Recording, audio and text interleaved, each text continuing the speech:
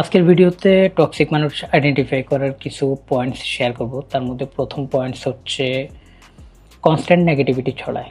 আপনি যখন একজন টক্সিক মানুষের আশেপাশে থাকবেন তখন সে মানুষকে ক্রিটিসাইজ করবে, কমপ্লেইন করবে, খুঁত ধরবে, তাকে খোঁচা মেরে কথা বলবে। অর্থাৎ খোঁচা মেরে তাকে উদ্দেশ্য প্রণোদিতভাবে হেনস্থা করাই হবে তার প্রধান উদ্দেশ্য। অর্থাৎ আপনি যখন তার আশেপাশে থাকবেন তখন আপনি একটা নেগেটিভ ভাইব পাবেন এবং সে এটা কনস্ট্যান্টলি করতে থাকবে। পয়েন্ট টু হচ্ছে এরা ভীষণ ভালো ম্যানিপুলেটর।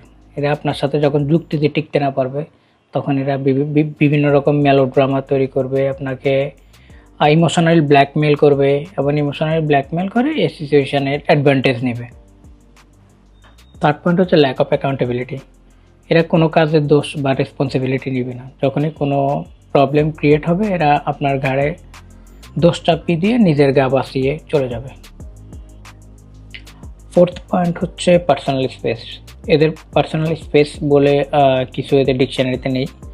আপনি যে বিষয়ে সবচেয়ে বেশি আনকমফোর্টেবল তারা সে বিষয়ে আপনাকে সবচেয়ে বেশি খোঁচা দিবে, আপনাকে বারবার একই কথা বলবে এবং তাদের পার্সোনাল স্পেস বলে কিছু থাকবে না। সো আছে নাকি আপনার আশেপাশে এই ধরনের টক্সিক মানুষ? সো এদের থেকে বাঁচার জন্য একটা উঁচু দেওয়াল স্থাপন করুন। সো নিজে সুখে থাকুন, শান্তিতে থাকুন।